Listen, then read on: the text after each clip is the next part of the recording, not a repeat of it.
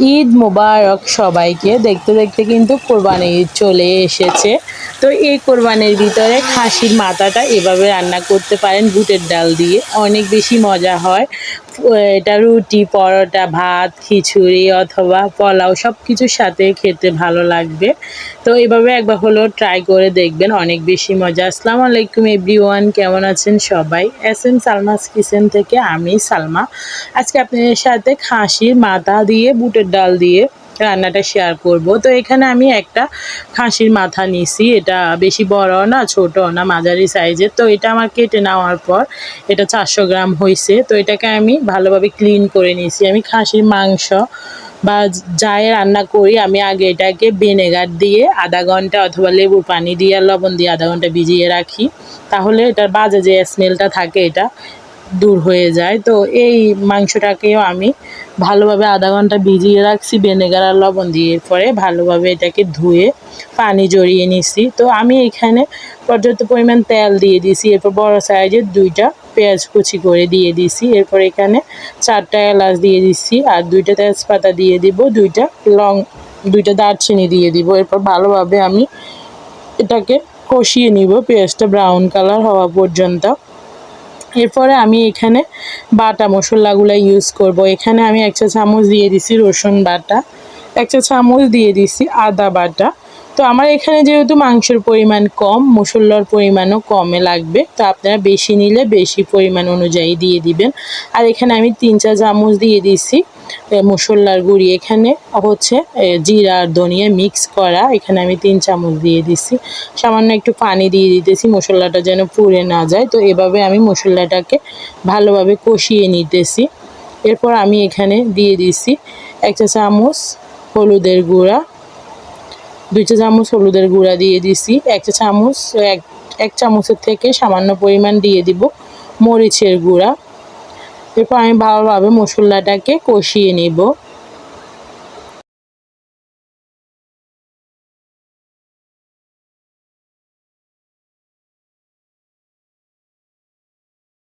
এখন এখানে আমি স্বাদ অনুযায়ী লবণ দিয়ে দিছি। লবণ দিয়ে এটাকে আবার ভালোভাবে নেড়ে চেড়ে সামান্য একটু পানি দিয়ে মশলাটাকে আরও ভালোভাবে কষিয়ে নিব।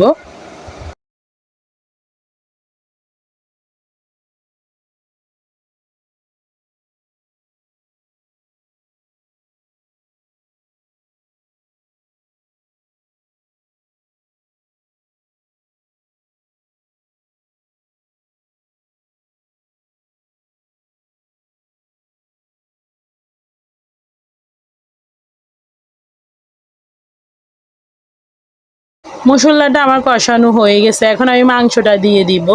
তো মাংসটা দিয়ে মাংসটাকে ভালোভাবে কষাবো। এই মাংসটা যত বেশি কষানো হবে তত মজা হবে। আর যেহেতু এটা খাসির মাংস, এমনিতেই একটা বাজে স্মেল লাগে খাসির মাংসতে। তো এটাকে যদি ভালোভাবে কষানো হয় বাজে স্মেলটাও লাগবে না, খেতেও ভালো লাগবে। তো এটাকে আমি ভালোভাবে কষিয়ে নিতেছি। এটাকে আমি ঢাকনা দিয়ে 10 মিনিটের জন্য কষিয়ে নিব। তো এরপর দেখেন 10 মিনিট পর এটাকে আবারও ভালোভাবে নেড়ে চেড়ে দিব। এখনও ভালোভাবে এটাকে আমি নেড়ে চেড়ে আবারও ঢাকনা দিয়ে আরও 10 মিনিট কষিয়ে নিব। তারপর আমি বুটের ডালটা ইউজ করব। তো এখানে আমি বুটের ডালটা আগে থেকে ভিজিয়ে রাখছি 1 ঘন্টা। তাহলে কি হয়, বুটের ডালটা তাড়াতাড়ি সিদ্ধ হয়ে যায়। তো এটাকে আমি 1 ঘন্টা ভিজিয়ে রেখে এরপরে এখন এটাকে ভালোভাবে ধুয়ে মাংসের ভিতরে দিয়ে দিছি। তো এখনও ডালটা সহ আমি ভালোভাবে কষিয়ে নিব। কষিয়ে আমি ঢাকনা দিয়ে রেখে দিব আরও 15 মিনিটের জন্য।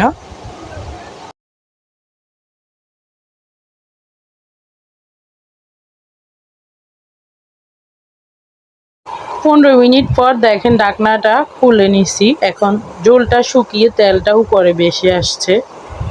তো এভাবে বুটের ডাল দিয়ে খাসির মাথা রান্না করলে অনেক বেশি মজা। তো আপনারাও এই কোরবানে ট্রাই করে দেখতে পারেন। এটা রুটি অথবা পোলাও, ভাত সব কিছুর সাথে খেতে ভালো লাগবে।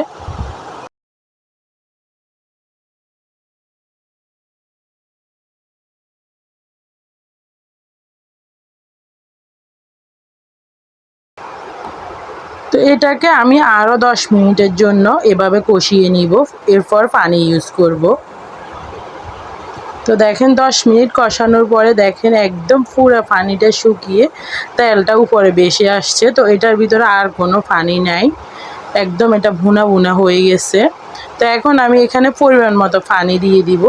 পানিটা দিয়ে এটাকে আমি 20 মিনিট ধরে রান্না করে নিব, তাহলে আমার ডালটাও সিদ্ধ হয়ে যাবে।